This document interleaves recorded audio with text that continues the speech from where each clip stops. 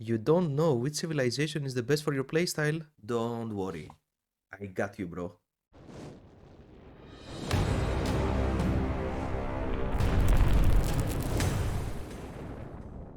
Hello beautiful people, it's Lefty the Spartan and today we are going to discuss about the best civilization choice. I will go through all civilizations one by one and provide you with all the information you need to decide which civilization suits your needs. Timestamps will be below in the description so you can jump to any civilization you need more information about. Let's get started. Greece is increasing infantry health by 5%, rallied army damage by 5%, and stone gathering speed by 10%. Infantry health 5% is a pretty huge buff, but it is only for infantry troops. No other troop type, archers or cavalry, are going to benefit from this buff. Increase rallied army damage by 5%, this is a must buff, but if you are rallying objectives for your kingdom. Now, if you are not an infantry main or not rallying objectives, I would not suggest you choose Greece. Next is Rome. Rome is increasing infantry defense by 5%, troop march speed by 5%, and food gathering speed by 10%. The 5% infantry defense is nice, but it's not better than health. A quick note here, always keep in mind that health stat is the best stat in the game, and that health is better than defense, and defense is better than attack. So here the 5% infantry defense is not that bad, but it's not that good either. Troop march speed, 5% is pretty decent for open field, but overall Rome is nothing special. Again, this civilization benefits only infantry and not with the best stat. People will use Rome only for Ark of Osiris, because march speed is super important in this mode, and because they are probably garrisoning objectives with infantry. If you are not a pro on Ark of Osiris, I would not suggest you to use this civilization. Now Germany. Germany is increasing cavalry attack by 5%, troop training speed by 5%, and action point recovery by 10%. 5% attack buff for cavalry is nothing special. As I said before, attack is the stat that you need the least. 5% training speed and 10% action point recovery buffs are huge though.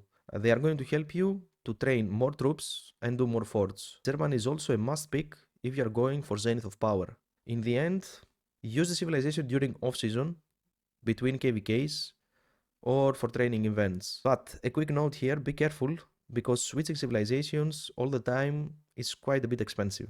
Number 4 is Britain. Britain is increasing archer attack by 5%, troop training speed by 5%, and ally garrison capacity by 20%. Now, how can I put this mildly? This civilization suck. As I said before, attack is the worst stat and ally garrison capacity is pretty much useless. The only good thing here is the troop training speed. In my opinion, Britain is probably the worst civilization in the game. Civilization number 5 is France, and this is one of the best civilizations in the game. France is increasing the troop health by 3%, wood gathering speed by 10%, and hospital healing speed by 20%. So the 3% troop health buff is insane. It is for all troop types and it is health, the best stat in the game. The 20% hospital healing speed is also crazy. You're going to save a lot of healing speed ups in your KVKs. France is so good that even whales and krakens are using it. I would definitely suggest you use the civilization because of the universal health buff and the healing speed. And here we have the best starting civilization in the game, China. China is increasing your troop defense by 3%, action point recovery by 5%, and building speed by 5%. This is the strongest and the best civilization for new players. 3% troop defense for all troop types is a fine buff. 5% action point recovery is super essential as you are going to farm more barbarians, which means more resource packs and more experience for your commanders. Then 5% building speed is going to help you a lot in the early game as you push for City Hall 25. China also has the best starting epic commander in the game, Sun Tzu. I would definitely suggest you to go with China if you are a new player and stick with it until you reach City Hall 25. After you reach City Hall 25 though, there are better civilizations to pick. Vikings. Vikings are increasing infantry attack by 5%, counter attack damage by 3%, and troop load by 10%. 5% infantry attack buff, again, not the best buff, and it is only for infantry. 3% counterattack damage buff, that's probably good if you're garrisoning. I cannot see how could you use Vikings other than if you're an infantry garrison leader. So yeah, probably you don't want to go with Vikings either. Next one is Egypt. Egypt is increasing archer attack by 5%, rallied army damage by 5%, and building and research speed by 1.5%. Again, 5% attack buff is not that impressive. Now, 5% rallied army damage, that's a very important buff if you are planning on rallying objectives with archers. 1.5% building and research speed buffs are good buffs if you just started the game. From my point of view, there are two ways you can use Egypt. First, if you are a new player, though again, I would suggest you go with China. And the second way is if you are planning on spending and rallying with archers. Japan or the farm civilization. Japan is increasing troop attack by 3%, scout march speed by 30%, and resource gathering speed by 5%. Every buff that this civilization has is useless for your main account. It is not useless though for your farms. This 5% resource gathering buff could be of use on your farms. It is a shame that we cannot use, in my opinion, the most beautiful troop in the game, Samurai. The only way you can use Japan, unfortunately, is on your farms. Number 10, Korea. Korea is increasing archer defense by 5%, hospital capacity by 15%, and research speed by 3%. 5% archer defense is not that bad, but it is only for archers. 15% hospital capacity is not that bad either, but overall, nothing special here. This is a civilization that you must use if you are pushing for T5s or if you are pushing for the first Zenith of Power event. I wouldn't suggest you to go with Korea in any other way. Definitely not a civilization that you can use in the end game. Spain. Spain is increasing cavalry defense by 5%, XP gained from barbarians and other neutral units by 10%, and resource production by 20%. It might be a useful starting civilization, especially if you're planning on playing as a cavalry main in the very early days. You can definitely use some of Spain's buffs to grow your city. 5% cavalry defense buff is fine, but the rest of the buffs are going to become pretty relevant the more you progress. Though, I have to say here that some people might use Spain in their farms for the 20% increase in the resource production. In any way, you definitely don't want to stick around with this civilization for a very long time. There are better options. Arabia. Arabia is increasing cavalry attack by 5%, damage dealt to barbarians and other neutral units by 10%, and damage dealt by rallied armies by 5%. 5% cavalry attack is not impressive for reasons we mentioned before. 10% damage dealt to barbarians and other neutral units, that is a nice buff if you are rallying forts.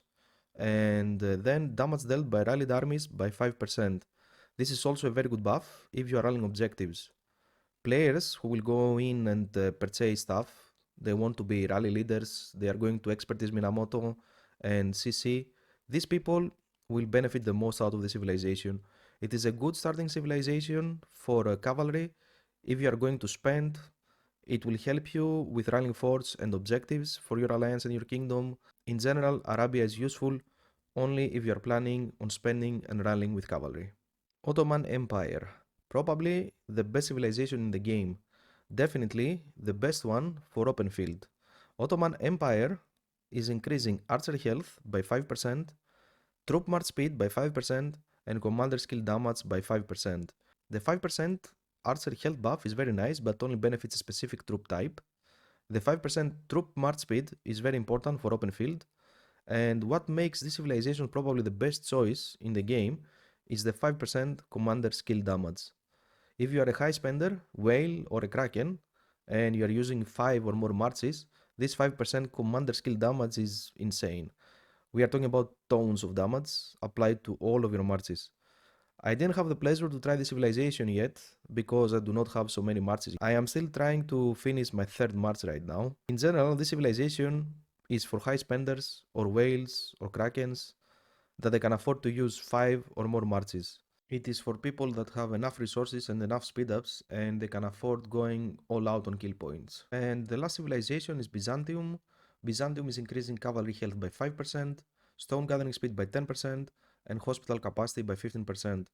5% cavalry health is huge, very good buff. The 15% increased hospital capacity is a good buff too. The only problem with this civilization is that the buff is only for cavalry. You should be a cavalry main in order to make the most out of it. And again, even if you were a cavalry main, France or Ottoman Empire might be still a better option for you. In the end, I would not suggest you use this civilization. To summarize, China is the best starting civilization, France and Ottoman Empire are the best civilizations for open field, Greece, Egypt and Arabia are the best civilizations for rallying. That was it, ladies and gents. Smash the like button and please, if you are not already subscribed, do consider subscribing to the channel so you never miss out on new Rise of Kingdoms content. I appreciate you all. Thanks for watching.